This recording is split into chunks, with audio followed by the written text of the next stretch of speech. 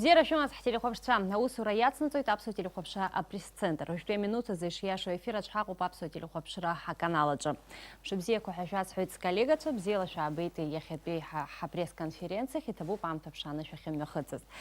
Ехям хазараква ртак гайцуит апсна акытан хамю министр Даур Нуриев Тарба. Хазлача тема ква рагзар урт рымчха какырит па министр дазыхьёб шестараква ртак кварагацара.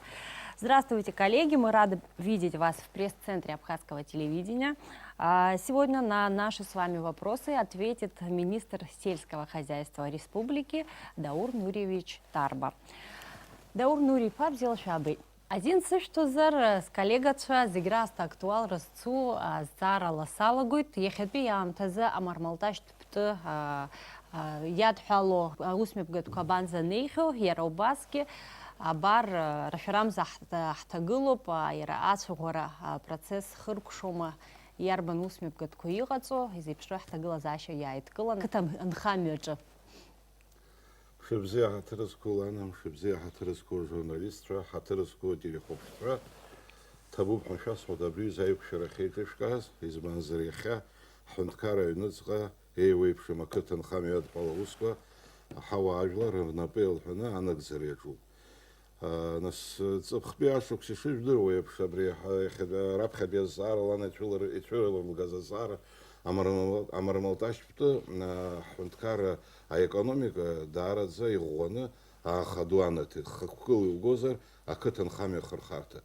Убри невсене сгастер стахуба брюза нас аудеуроп ханрукша акытан хами министр ялшу за зарапапсна напхгар апхиштырхит хасхыса зашуксялыгсан харах бюджет ан би миллион круг ахушпа аганы храйон кешаны хавизен зей майчин хамчпазен зей падан убриакын цыпхпи хусква усхак амчрымым стонсбиана год убрению сеншивдыруев сынпатби ашукс хасталас харик ахцазахварыла хунткара хадара ваджунга пейга изазахварыла асхыра араду хартет урыстула би акытын хамия министра урт хабхазара рачала юнижи бию генерияханы ката министра ихатыпо якпи хатыпо япхенергылана сосрай хзайд итырзааван хунткара юнуцга бриазара амчхак закайт бауган хорада аудеро кушыга зербет убрюзеге кусара штахит хайдгыланы абрю прхаге хаму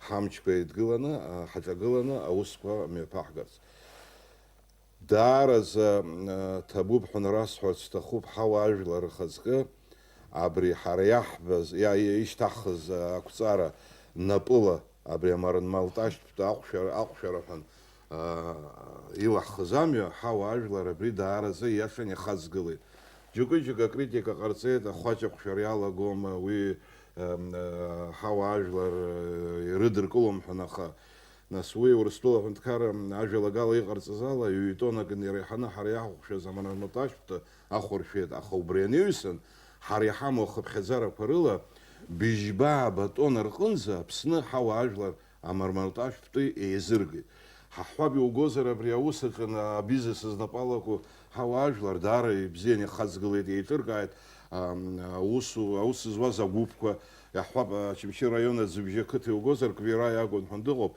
жаюга группа ишканы тона гихыш килы амармалташ пты изганы апара гята хымкой рихарджалы изганы и тыхна бризиги были убренюсен кыта зубжара кыта ява кытаква асхрара рихид убыс уйнаса уя саратрпшикоби азго хуса бизнес изнапалако фермерча дарырхы хахиганы цхрара духарце яйшак не ухозер яха апсны хинза надзазу амарн малташ пты а проблема хаяйва шахбо измазер хахнуq акыта кварганах район кварчын зигирху дара захып хазара маджуб хунаха убрез бастер стахуб хара асхрара хаус сарабрасна патискуб район сыбхаза абри ахуштыгаква ахушква ирахтаз абра район сыбхазуб яхатби амшазуна ишаны район сыбхазирыто уежа тоны пшиф юни жухуба литра ахуш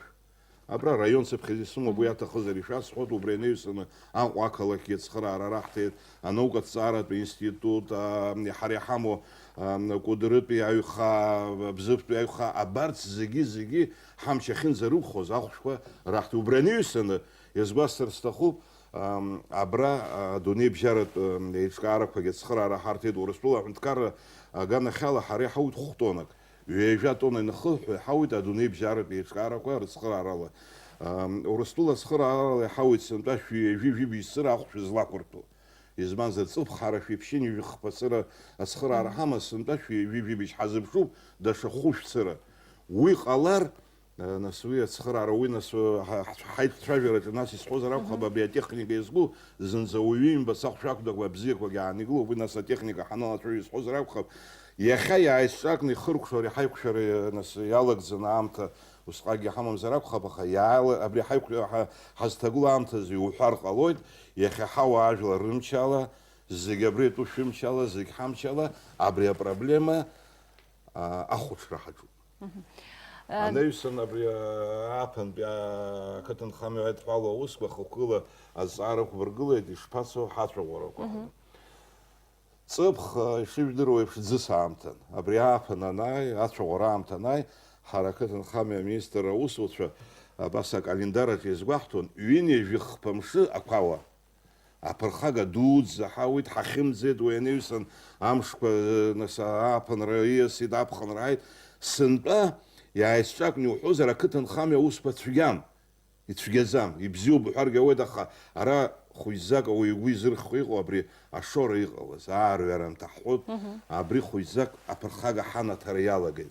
Уаҩы ишимбац сынтәа аҽаҩра бзиоуп, араса, амандарина бзиоуп, ауҭраҭых бзиоуп, ашәыр бзиоуп, аха абри аарҩара иҟоу шьҭа мызки бжаки рҟынӡа ақәамлеизац, нас зегьы анцәа ҳиҳәоит, уи нас аԥсабара амчқәа роуп, ҳара аԥсабара амчқәа ҳарҿагылан ҳамч усҟак ыҟам, аха изхысҳәаауа зегьы анцәа иҳаҭәеишьозар қәак леир абри амчыбжь аҩныҵҟа, ауаа иахьа ҳара амашьына трактор станциақәа иҳамоу рымчала еицәаӷәоуп зқьи ҩажәи-жәба гектар адгьыл. Аха уи нас зара зхатә техника змоу дыҟоуп, зхатәы дгьалқәа иааизҿакны иуҳәозар, быжьба-ааба зегьы гектар Аԥсны ихеицәаӷәоуп, аха убри аҟара цәаӷәаӡамкәа ишьҭоуп еиҳангьы. Абри нас ауадаҩра аԥсабара иҳанамҭар, абри амчыбжь аҩныҵҟа қәак ҳазлеир, ауаа ргәыхтәы иахьӡап ҳәа сгәы иаанагоит, рыдгьылқәа цәаӷәаны иҟалап. Даур Нури-иԥа сколлегацәа реиҳараҩык аԥсуа бызшәа ззеилымкаауа роуп, убри аҟынтә алшара рысымҭара азҵаара аҭира исанарыжьуам. Дорогие коллеги, вопросы? Скажите, уже поступила первая партия сельхозтехники в качестве помощи от Российской Федерации. Сколько единиц из 190 уже поступило и как они распределены, как используются?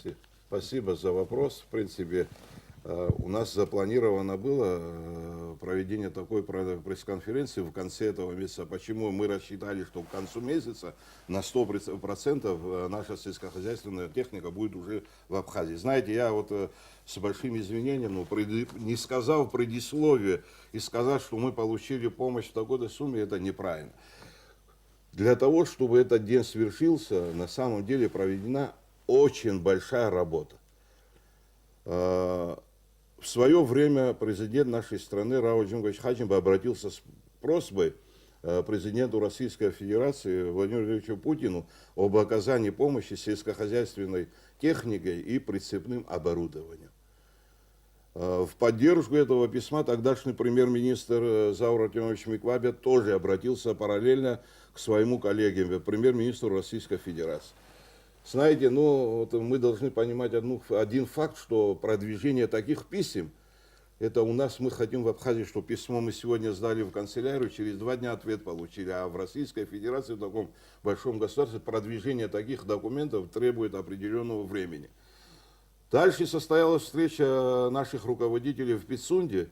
Мне посчастливилось присутствовать на этой встрече и задать или попросить президента Российской Федерации на основании письма президента Республики Абхазия оказать помощь сельскохозяйству. И мое выступление было воспринято с пониманием, и там же было дано указание министру сельского хозяйства Российской Федерации приступить к немедленному исполнению содержания данного письма.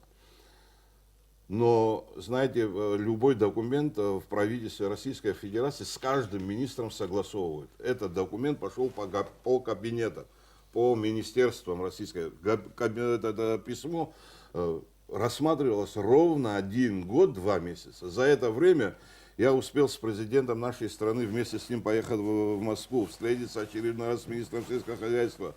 Очередной раз наш президент успел переговорить с премьер-министром Российской Федерации. За это время мне пришлось 3-4 раза выезжать в Москву, встречаться с министром сельского хозяйства, встречаться с первым заместителем. Мы за это время провели встречу всех директоров заводов Российской Федерации, которые производят сельскохозяйственную технику.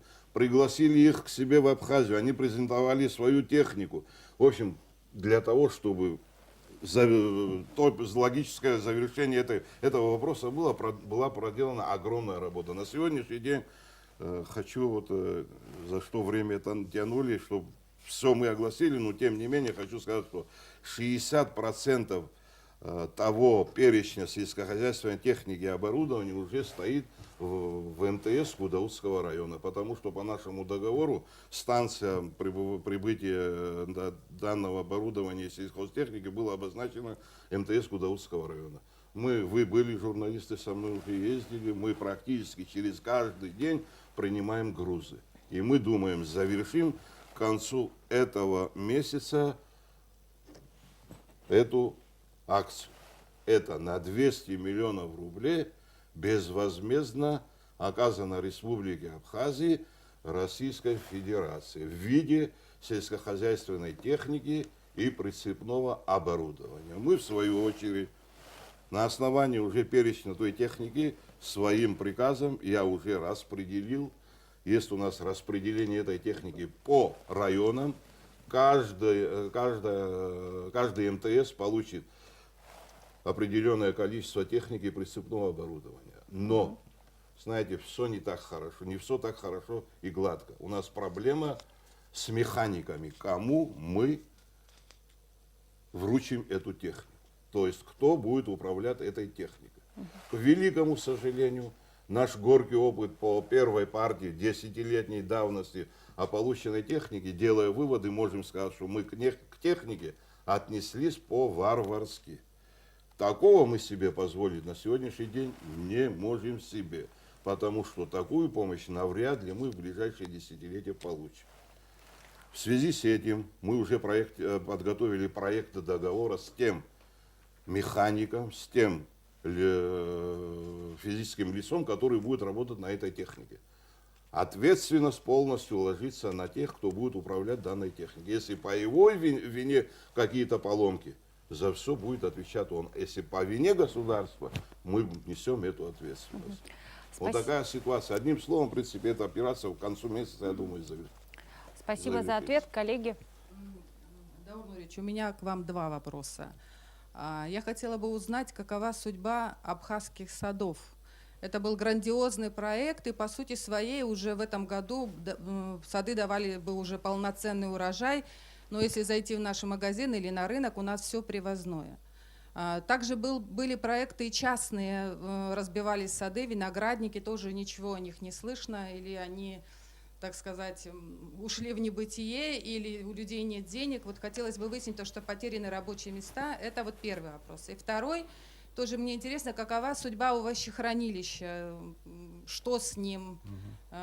Кто-то говорит, что его отдали в аренду частным лицам, кто-то говорит, что это все-таки государственный объект. Тут, пожалуйста, объясните. Спасибо большое. Прокомментируйте.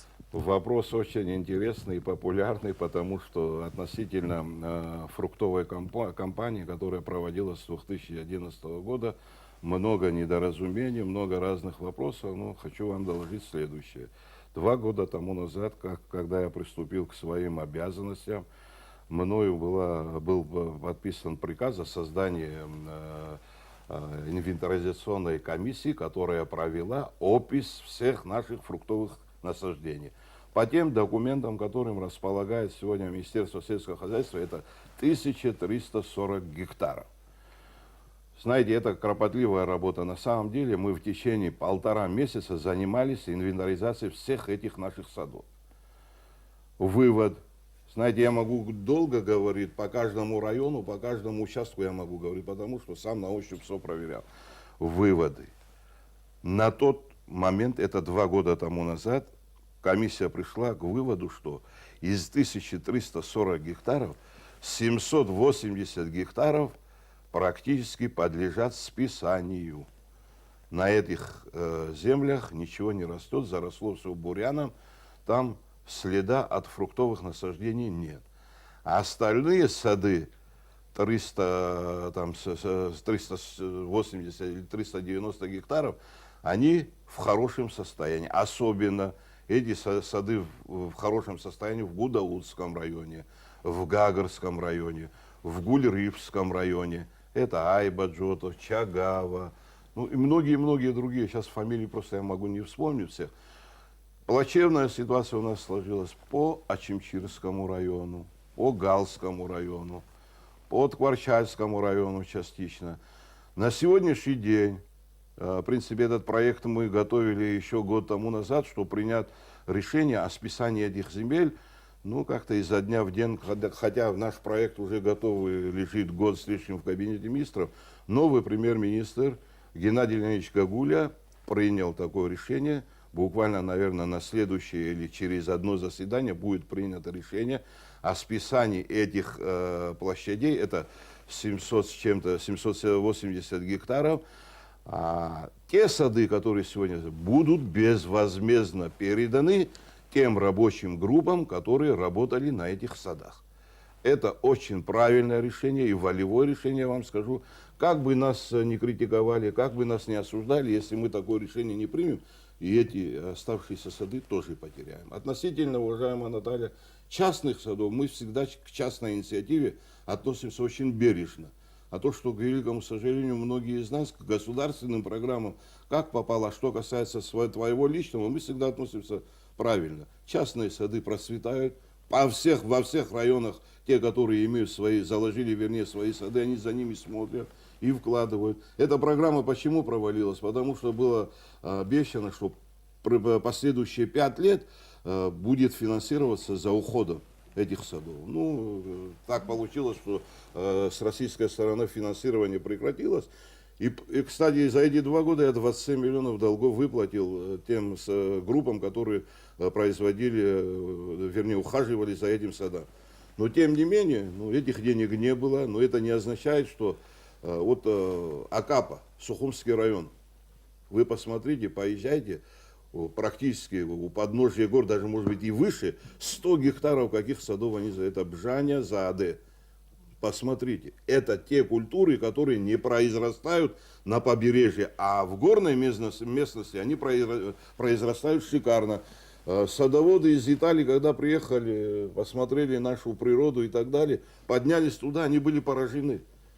Потому что наука должна совершенствоваться. Тут я не скажу, что наука не работает, но тем не менее мы эти эксперименты должны претворять в жизнь. Если, например, в низменности что-то не растет, может быть, она растет в более высоких горных местах.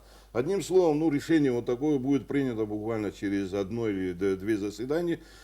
Все, чего не имеем, оно будет списываться, а все, что сегодня сохранены, они будут безвозмездно переданы тем рабочим группам, которые производили работы на этих площадях.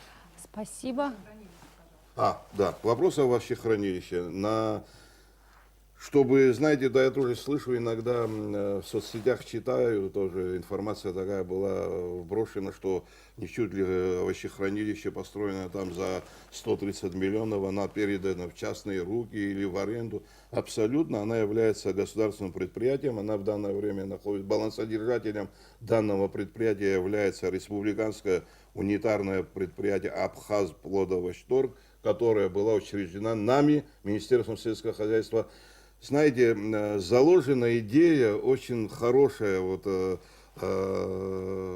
этом РУПе, то, что, если вы все журналисты знаете, имеете эту информацию, когда 2 президента встречались, наш президент с российским, они приняли решение, что на базе этого овощехранилища будут созданы пункты, где будут таможиться, где будут пограничники.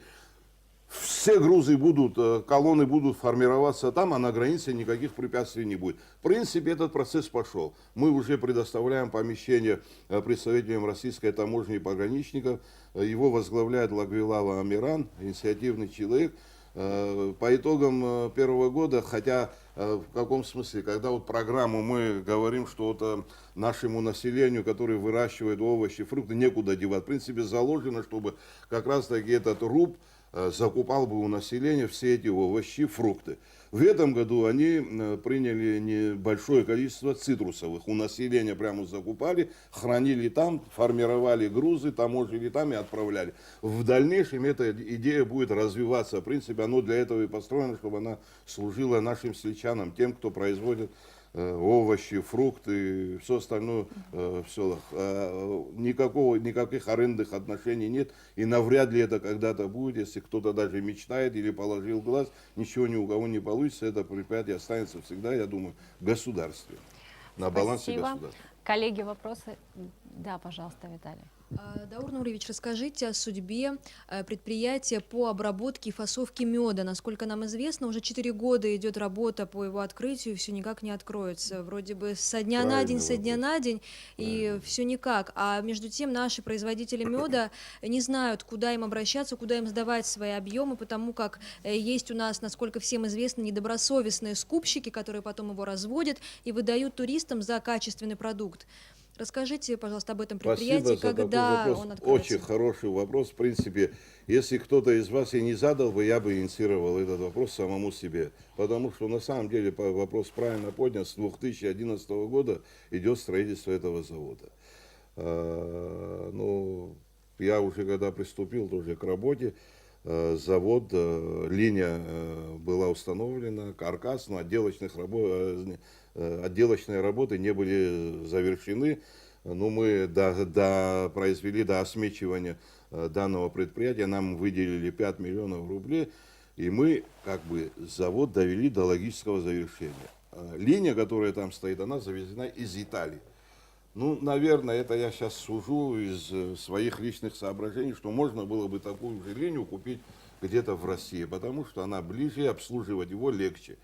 Вот для того, чтобы мы установили, произвели бы наладочно-пусковые работы, мы 2 раза приглашали из Италии специалиста. А это просто вы представьте, какие расходы. Это дорога, проживание, питание, переводчик, билет, все остальное. И мы на самом деле много денег. На сегодняшний день вместе с линией его стоимость это 37 миллионов 400 тысяч. Ну, строительство завода завершено. Ну, смотрите, тоже, ну, я не знаю, может быть, и мы в данном случае виноваты, может быть, сметчики, проектировщики, когда мы завод построили. И самое уникальное, при этом заводе имеется первая лаборатория в Абхазии, которая может давать точные анализы по меду. Это в Абхазии нету, это первая лаборатория. Завод уникальный, внутри, ну, все. Скажите, пожалуйста, куда принимать, начнем с закуп, скажем, у населения. Куда складировать этот мед? У нас нет складского помещения. Дальше второй вопрос. Куда нам складировать готовую продукцию? А когда строился завод, не Ну, предусматривались об этом я и говорю. Наверное, и бывшие мои предшественники, наверное, и я сейчас в данном случае вопрос-то я поднимаю уже. Ну, это, знаете, определенно, люди ждут. На самом деле в Абхазии в этом году очень много меда. И обращаются пчеловоды, есть ассоциация, через них каждый день приходят. Но президент дал указание буквально в кратчайшие сроки устранить все недостатки. Государственная комиссия работает над приемкой данного объекта, сделаны определенные замечания, в том числе и те позиции, которые я озвучил. Но есть еще предписание санитарно-эпидемиологической службы, которая сделала серьезные замечания. Тоже надо устранять. Вот буквально, ну, завод как таковой готов. Мы можем сегодня приехать, запустить, она будет работать. Но еще одна проблема к этому заводу, она будет пока выпускать в посуде емкостью 120 грамм. Это слишком мало. Нам бы стоило бы 200, 250, 300 грамм. Для того, чтобы устранить этот недостаток, опять надо заказывать, если там оборудование такое, оно недорогое, правда, в Италию человек должен привезти, установить. Вот, ну, наверное, как бы экономику нужно было более проще рассчитать, если это был бы завод, это линия российского производства, всегда специалисты рядом, всегда можно поехать. А тут оборудование, на мой взгляд, мне показалось, что оно чуть-чуть капризное. Но тем не менее, я думаю, ребята работают, учатся. Буквально пока этот итальянец здесь находился, рядом с ним все как пчелки, облипли его, каждую гайку, каждое движение, все фиксируют. Ну, завод в любом случае будет работать, но вопрос уже времени. Как таковой, еще раз говорю, завод готов, но куда, где стеллажи, где склады, где остальное, все, ну, много вопросов. Ну, я думаю, сейчас мы очередной раз обратились на имя, вернее, премьер-министра, написали письмо, хотя бы на элементарные вещи, если будут отпущены какие-то средства, завод надо запускать. У меня такое. Спасибо. Да, Вопрос, пожалуйста. чтобы не уходить далеко от темы меда. Что касается лечения растений и борьбы с мраморным клопом, насколько эти лекарства, которые применяются, вредны для пчел, для растений, для медоносов? Будут ли какие-то последствия вследствие Правильный борьбы с вопрос, мраморным и мы, в клопом? принципе, вот смотрите, мы перед тем, как начали борьбу с этим мраморным клопом, выпустили вот такую брошюру. Она самоклеющаяся, и вот такую 10 тысяч экземпляров. Мы практически эти брошюры принесли в каждый дом. Здесь обозначены все необходимые мероприятия, которые нужно провести. Одной из этих позиций является как раз-таки сохранение наших пчел. Ну, по букве закона, если эти препараты второй группы или третьей группы, то есть в радиусе 500 метров или 1 километра поливать нельзя. Но эти препараты являются препаратами 4 группы. Конечно, желательно в радиусе хотя бы 300-400 метров, может быть и 500 метров, или во время лечения их чем-то покрывать. Мы оповещаем всех пчеловодов через ассоциацию, каждый район, памятки раздаем. Но чтобы не сглазить, пока ни одного случая. А в прошлом году у нас такая проблема была, мы судились с пчеловодами.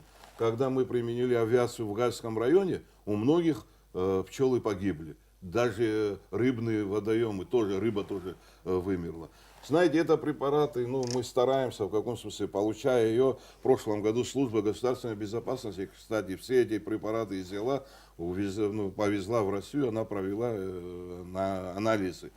Ну, если в глаз напрямую попадет или в дыхательную систему, наверное, человек может отравиться и так далее, и так далее. Но опять-таки, ну, есть сегодня такие способы, как можно уйти от всего этого. Как раз таки, когда я говорил о технике, мы получили 17 опрыскивателей прицепных к тракторам емкостью 3 тонны. Это итальянские опрыскиватели.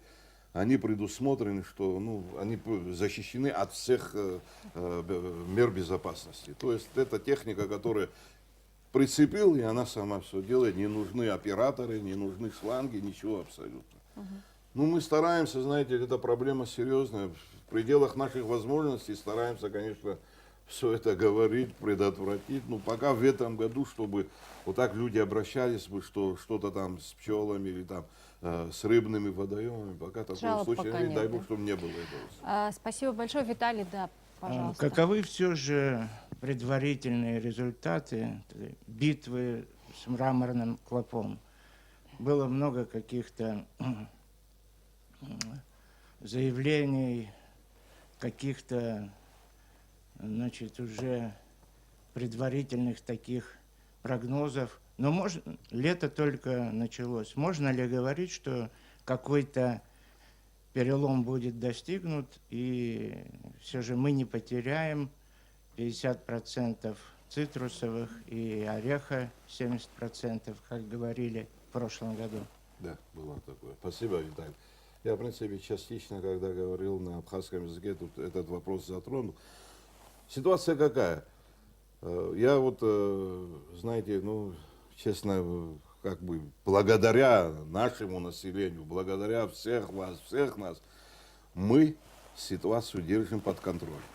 Относительно прошлых лет, в этом году, конечно, количество этого мраморного клопа снизилась в разы, десятки, так раз скажем.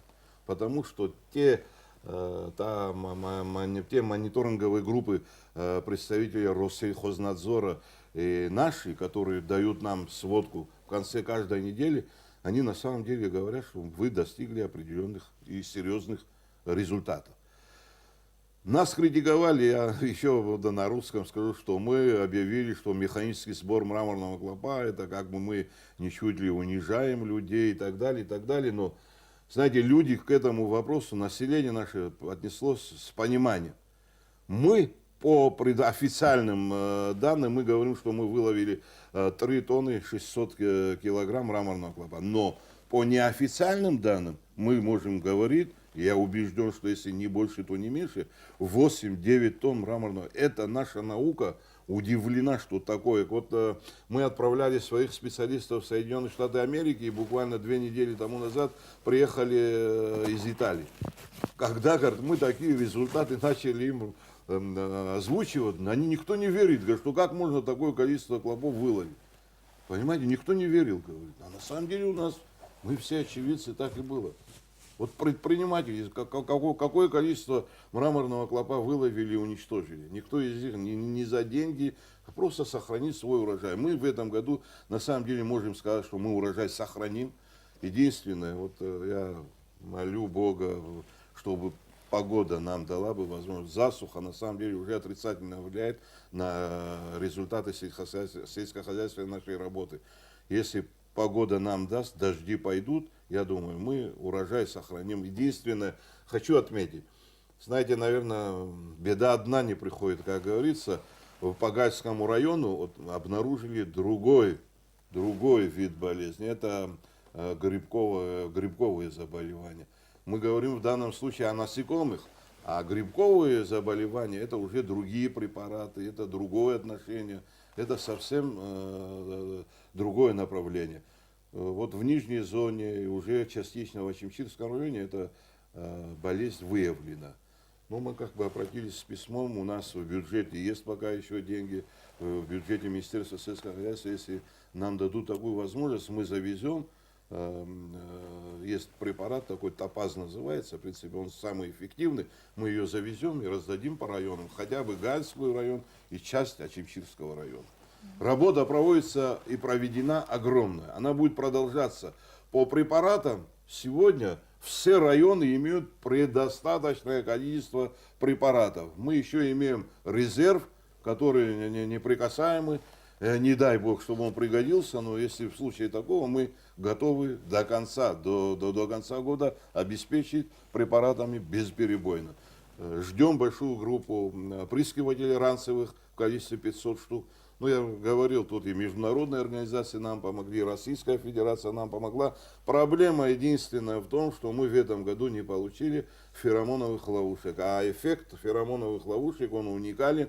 Без него практически сложно бороться. Были бы феромоновые ловушки, то есть ты его вешаешь на одно дерево, если сад у тебя вокруг 3-4 дерева, она притягивает к себе, полил 3-4 дерева, и ты покончил с мраморным клопом. Но тем не менее, пока на сегодняшний день по районам, по селам, по тем сводкам, которые мы получаем, ситуация под контролем, это все контролируется. Спасибо. Даур Нуриевич, скажите, пожалуйста, как обстоят дела в этом году с бахчевыми? Сколько сельхозпредприятий занимаются выращиванием? И какой урожай вы ждете в этом году? Я относительно прошлого года, вот журналист, который задал вопрос, мы вместе в тесном контакте работаем, он все время интересуется. В прошлом году на развитие сельского хозяйства районов было нам заложено в бюджет 35 миллионов. И мы получили применение, то есть мы помогли, оказали помощь кому безвозмездно, а кому на возвратной основе в сумме 27 миллионов по всей Абхазии. Знаете, ну не всегда, наверное, все так получается, как мы хотим. К великому сожалению, в этом году не предусмотрены средства на развитие сельского хозяйства наших районов. Предусмотрены были 6 миллионов всего, И мы произвели дофинансирование тех проектов, которые были начаты в 2017 году. А как таковой мы в этом году практически никому не оказали никакую помощь. Но по той информации, которой мы располагаем, в этом году мы ждем урожайного количества бахчевых. В лице вашего покорного слуги, который тоже имеет арбуз 1,5 гектара. Знаете, люди в селах на самом деле работают. Порою мы со своими чиновничьими препонами, наверное, создаем проблемы. А так люди хотят работать. Им нужно внимание, маленький толчок. Ну, знаете, все время идти к президенту, просить, дайте, поможем тому 50 тысяч, тому или... Ну, для этого есть ведомство, где должны быть заложены. В этом году вот я взял прошлогодний наш бюджет, и в прошлом году у нас был бюджет 100 миллионов, в этом году 40 миллионов. Основная масса денег шла на развитие сельского хозяйства наших районов. Ну и мы это тоже понимаем, потому что есть определенные сложности в стране, есть определенные трудности, но мы аграрная страна, мы все время в своих выступлениях, докладах говорим, что наравне с туристической сферой и страна наша является аграрной страной. Не будет села, не будут никаких традиций, обычаев, и вообще устои государства будут слабы. Я считаю, я вообще по образованию не агроном. Я имею 2 высших образования, но я счастлив, что в завершение своей политической карьеры попал руководителем этого ведомства. Я вырос в деревне, живу сегодня в деревне, но я, наверное, в свое время не уделял нужного внимания селу. Это настолько благородно, настолько тепло, просто я это начал понимать уже в возрасте, но я все делаю. Я именно на сегодняшний день имею 1500 корней фруктовых, 1,5 гектара арбуза имею, овощи выращиваю, все делаю. Знаете, это на самом деле, когда ты своим трудом все это делаешь и результаты пожинаешь, а основная масса людей этим занимается. Да. Понимаете, я вам скажу, я перед всеми сельчанами преклоняюсь. Это самые благородные, самые честные, самые любимые наши люди. Спасибо большое. Коллеги, есть вопросы? Да, Скажите, пожалуйста, Даур Нуриевич, как сейчас происходит отгрузка помидоров и огурцов парниковых? Раньше в присутствии Россельхознадзора это все делалось, а сейчас продолжается эта практика? Эта практика продолжается. Вообще помните, есть, наверное, политика, это рыночная экономика, грубо говоря, это борьба. За рынок борются, государства войны друг друга объявляют. Вот мне кажется, позапрошлом году, если вы помните, что нам хотели границу закрыть в связи с тем, что мы завозим томаты из Турции и как абхазские отправляем в Россию. Практически это не имело места. Дальше этот вариант не прошел. Теперь мучную моль мы нашли, оказывается, в наших парниковых хозяйствах. Карантин, границу закрыли и так далее, и так далее. А потом в один день, оказывается, ее нету в Абхазии. Знаете, наверное, это борьба, это влияние сфер. Это мы страна такая, пока экономически не сильная. Дай бог, что мы в ближайшее время стали экономически сильны.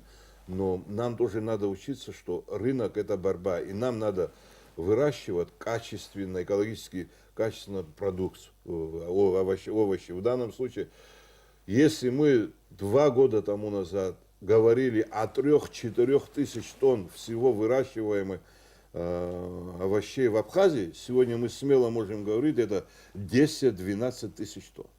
Это вы можете представить, насколько вырастает? Потому что масштаб, я вот таблицу взял, сколько теплиц у нас, сколько гектаров под нашими теплицами. Это очень серьезные хозяйства. И они выращивают, а объемы очень мощные. Кому-то, наверное, не нравится, чтобы здесь такие объемы выращивались. Наверное, кто-то хочет, чтобы мы себя сами прокормили, а на внешний рынок, чтобы мы не выходили. Но мы будем выходить. Дорогие коллеги, мы уже более 40 минут в прямом эфире. Заключительный вопрос. Даур Нуриевич, скажите, пожалуйста, какова судьба тепличного хозяйства по выращиванию клубники в Адюбше? Мы когда там были, вы тоже присутствовали, вот эти греки, которые там да, работали, да. у них был Я конфликт понял, с местными предпринимателями. Кто сейчас там работает? Знаете, ну, вот что вы правильно понимали, не все находится в ведомстве Министерства сельского хозяйства. Есть частные проекты, частные инвестиции. Мы как бы их фиксируем, что они есть, но ну, мы как бы так контроля над ними не имеем. Вот то клубничное хозяйство, о котором вы говорите, это частный проект. Люди приехали, вкладывали, выращивали. Но хочу отметить, что и в этом году я уже могу ошибиться, может быть, учредители другие. Но клубника в Адзюбжах выращивается. Кстати, комиссия, которая приехала и посмотрела это хозяйство, они были поражены. Салаты, овощи, клубника, как она называется, фрукт, как-то голубик. Это и те культуры, знаете, которые прекрасно прорастают здесь. А когда они увидели вот эту голубику, я впервые увидел, на самом деле, вам скажу, они были поражены. Они уехали, те, которые, я извиняюсь, я не знаю, это будете, люди, которые требовали закрыть границу, на второй, на третий день мне звонили, говорили, приедут люди, отгрузите, дайте, они все будут у вас забирать и так далее. Наша продукция, она востребована. Востребована. Только, ну, вот эта имиджевая сторона, наверное, мы плохо себя преподносим. Вот наша беда, наверное. Это реклама, это тоже, это большие деньги нужно, чтобы тебя рекламировали. Торговый дом в Москве, Food City, мы открывали. Почему мы туда не отправляем? Потому что это транспортная инфраструктура, это себестоимость продукции вырастает, это дорога. Ну, вы прекрасно понимаете. Но тем не менее мы идем по этому пути. Мы будем все это доставлять через наш торговый дом, Абхазия. Это Food City, ну, кто, наверное, вы были, вот Нисва была. Это государство в государстве. Она будет принимать, но ну, как объяснить? Это не то, что они приняли, и они за все отвечают. Нет, торговый дом сам свою продукцию выставляет, она уже сама должна искать покупателей. То есть а остальное продвижение она должна контролировать. Золотая осень, наш мед. Ну, все подходили, все говорили, абхазский мед, абхазский настолько был востребован. Мы имеем возможность сегодня как бы бренд абхазского меда сохранить и продвигать ее вперед. Ну, нужны, это не о больших суммах речь идет. Знаете, ну, надо вкладывать в аграрный сектор. Не вложив в аграрный сектор, мы рисуем. Хотя во всем мире, ну, аграрный вопрос, он дотационный. Мы в прошлом году, я, наверное, ошибку допустил, все выдаваемые деньги отдельно со всеми физлицами я подписал договор, что это на возвратной основе.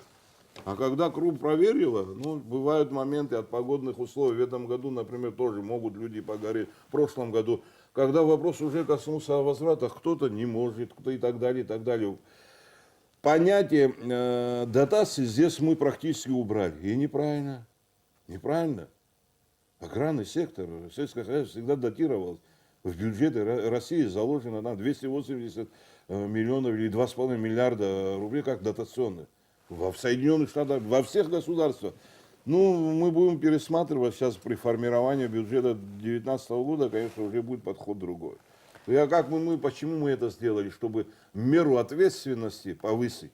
То есть людям, как бы ты деньги даешь, они думают, что ты им подарил. А такие факты у нас есть, имеем мы. Когда мы деньги выдавали, они по нецелевому назначению все эти деньги используются, а потом возвращают через суды, прокуратура, чем мы сейчас и занимаемся в отношении многих соискателей этих денежных средств. Таур Нурьевич, спасибо большое за ответ. Коллеги, да, если можно заключить. Ну, чтобы на прокуратуре не заканчивать, экологически чистый продукт, качественный. Вообще наша страна этим всегда славилась, особенно сельхозпродукции. Ее, судя по вашим словам, она в очень больших объемах. Почему мы, простые жители, не видим этот сельхозпродукт у себя на рынках? У нас нет возможности покупать собственный качественный продукт. Правильный вопрос. Но я думаю, относительно томатов вы на рынке всегда увидите кинские огурцы, помидоры. Вы всегда на рынке можете увидеть клубника адзюбжинская. Вы всегда можете увидеть другие. Но, знаете, вот иногда вопрос встает. Вот выращивают, проблема с реализацией. Я хочу вам сказать, что ни у одной теплицы нет никаких проблем с реализацией. В 10 раз мы увеличим объемы выращиваемых, количество выращиваемых овощей, она все будет уходить. Покажите мне одну теплицу, которая может сказать сегодня, что она не смогла продать свою продукцию, и продукция испортилась. Мы изучали очень тонко этот вопрос. Мы бы, сколько бы мы ни выращивали, у нас есть рынок. Да, сложно, но он востребован. Томаты наши, огурцы, фрукты, все востребовано, но надо работать. Сидя, мы хотим и вырастили, что приезжали отсюда, забирали. Хотя есть указания президента относительно наших хозяйств, чтобы ни один курортный объект из-за границы ничего не завозил относительно овощей, фруктов и так. То есть то, что выращивается здесь, почему мы должны завозить?